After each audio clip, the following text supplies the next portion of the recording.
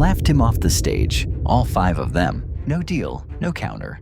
Not even a polite maybe, just silence. He walked out holding a $5 piece of plastic that looked like something you'd find in a toddler's sandbox.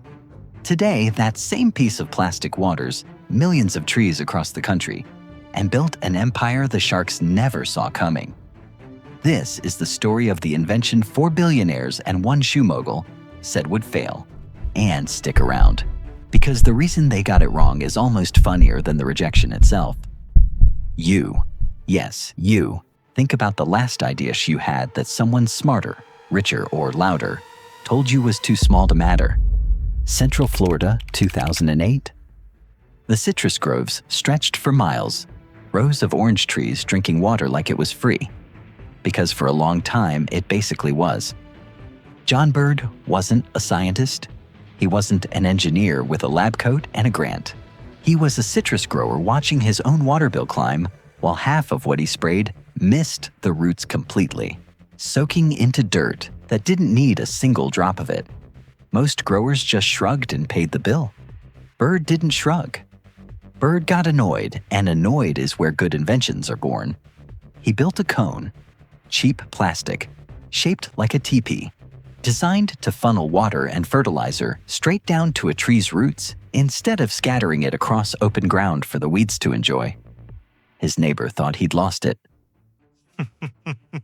You're going to sell farmers a piece of plastic, the neighbor said, arms crossed, watching Bird test the first batch by hand, like he was performing surgery on a tree.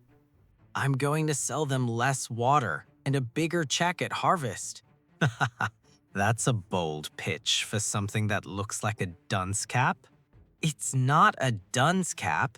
The neighbor didn't have a comeback for that one. It worked. Not overnight, not with fireworks, just fewer dead saplings, lower water bills, healthier roots, grower after grower asking where he got the cone. Word moves slow in agriculture, and then all at once it doesn't move at all. It sprints. By the time Bird had real traction, he wasn't thinking about a tidy little side business selling cones to his neighbors anymore. He was thinking about scale, about patents, about standing in a room full of investors and asking for a number most people would call insane for a plastic cone. Because here's the thing about Bird. He didn't want the comfortable version of this story. He wanted the whole industry. And that decision is exactly what was about to put him in a room with 5 of the most skeptical people in business television. By 2014, Tree TP wasn't just a product anymore. It was a system growers swore by, 1 grove at a time, 1 referral at a time, 1 skeptical farmer converted after seeing his neighbor's trees look suspiciously healthier than his own. John Bird didn't have a flashy co-founder or a Silicon Valley mentor whispering growth hacks in his ear. His real partner was the spreadsheet, and he knew every cell of it cold. He could stand in front of any grower and walk through exactly how much water the cone saved, exactly how much fertilizer stopped leaching into dirt that didn't need it, exactly how fast the thing paid for itself. No hype, no buzzwords, just math a farmer could take straight to the bank. And farmers, it turns out, love nothing more than math that ends in savings. The method was almost insultingly simple. Find a real, expensive, unglamorous problem, water waste in agriculture, and solve it with something durable, cheap to manufacture, and easy enough to install that you didn't need an engineering degree, just 2 hands and 5 minutes. The culture around it stayed lean. No lavish office, no ping-pong tables, just a small operation quietly shipping cones to groves that kept calling back for more, then calling back for even more than that. And the numbers started doing the talking. Bird never had to do himself. Growers reported water savings up to 75% per tree. Fertilizer use dropped by similar margins. Trees fitted with the cone showed survival rates high enough that entire nurseries started ordering by the pallet, thousands of units at a time, stacked in warehouses like evidence in a very boring, very profitable trial. Bird wasn't just selling a product anymore. He was selling proof. And proof, as it turns out, is a much harder thing to laugh out of the room. Which brings us to the room where everything almost fell apart. Then came the offer that would define the whole story.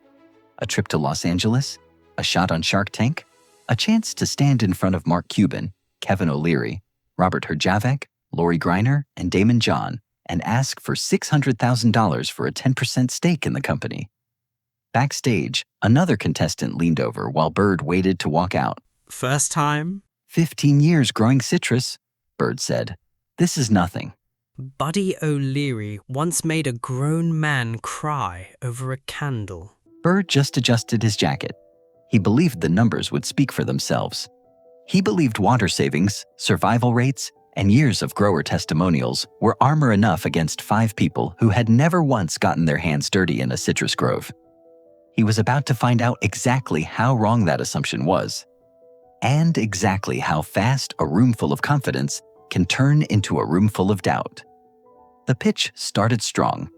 Then it started falling apart, one question at a time. Bird laid out the invention, the water savings, the fertilizer efficiency. Years of real grower data stacked up behind him like a fortress. For a moment, it looked like he had them. Then the questions turned, and the tone in that room shifted from curious to skeptical to something closer to a polite public execution. The sharks weren't fighting over the deal. They were circling it. One of them said, "Walk me through your actual manufacturing cost." Bird gave the number. The room went quiet in the wrong kind of way. The silence that means someone just did math in their head and didn't like the answer. "That's not a company," another shark said, leaning back like he'd already made up his mind 3 questions ago. "That's a product with a ceiling." "With respect," Bird said, "orange trees don't know what a ceiling is." One shark almost smiled. Almost. The pursuers here weren't regulators or reporters. They were 5 investors with decades of pattern recognition, and Bird's pitch was tripping every alarm they'd trained themselves to trust. Too niche a market, they said. Too dependent on one buyer type. Too much money requested for too little proven scale beyond citrus country. One by one, they picked apart the very thing Bird believed was his greatest strength. How narrow and focused his solution was. Cuban passed. O'Leary passed, calling the valuation disconnected from reality. Herjavec passed. Greiner passed, almost apologetically.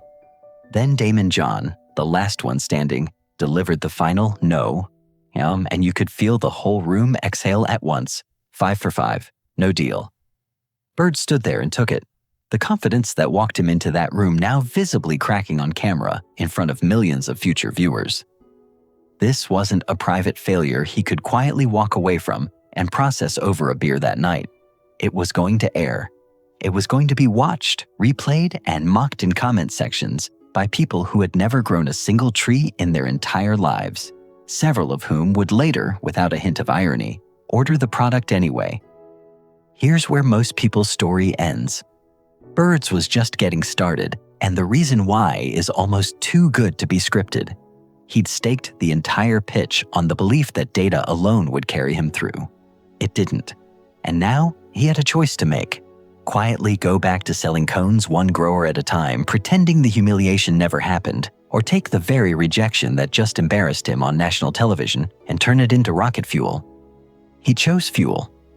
He walked out of that room and decided the no wasn't the end of the story. It was the marketing campaign he never could have afforded to buy. Rejected by 5 sharks on national television. And it turned out to be the best thing that ever happened to him. Stick with this part, because the payoff here is the whole reason this story is worth telling.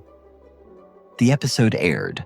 The clip of 5 straight no's spread fast, clipped and shared, and mocked across the internet the way rejection always travels faster than success ever does. For a while, Tree TP was a punchline. The plastic cone nobody on Shark Tank wanted, sitting right next to every other worst pitch compilation on the internet. Then something none of the 5 sharks predicted happened. Farmers did not care what 5 people in blazers thought about scalability and margins. They cared that the thing worked, full stop. Orders kept coming. Local news picked up the story of the guy who got humiliated on TV, and just kept selling anyway, like the cameras had never been there at all.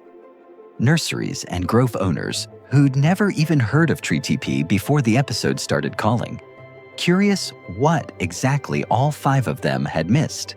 The rejection became the pitch. Every sale after that carried an unspoken line underneath it. They said no, and we're still here, and frankly, business is better than ever. One longtime customer put it best when a reporter asked him about the Shark Tank clip. "Watched the whole thing," the farmer said. "5 rich guys told him no. My trees told him yes. I trust my trees more." Bird kept the company lean, kept manufacturing simple, kept the price low enough that any grower, not just the big operations, could afford to make the switch. No investors to answer to, no equity handed over for $600,000. Whatever he built from here, he built it without owing a single percentage point to anyone in that room. The real cost sat quietly underneath the redemption story, easy to miss if you're only watching the highlight reel.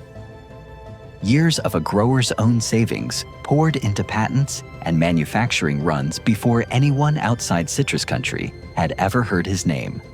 A business built on the kind of slow, unglamorous risk that never trends on anything.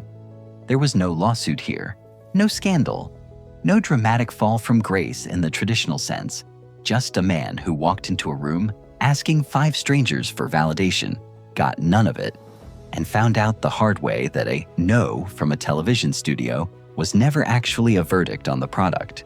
It was just 5 opinions, filmed for entertainment, edited for drama, and forgotten by everyone except the man who used it as proof. He never needed their permission in the first place. Bird once put it simply, the sharks didn't understand agriculture, and agriculture never asked them to. So the next time someone with more letters after their name than time in your industry tells you your idea has a ceiling, ask yourself whose ceiling they were actually measuring.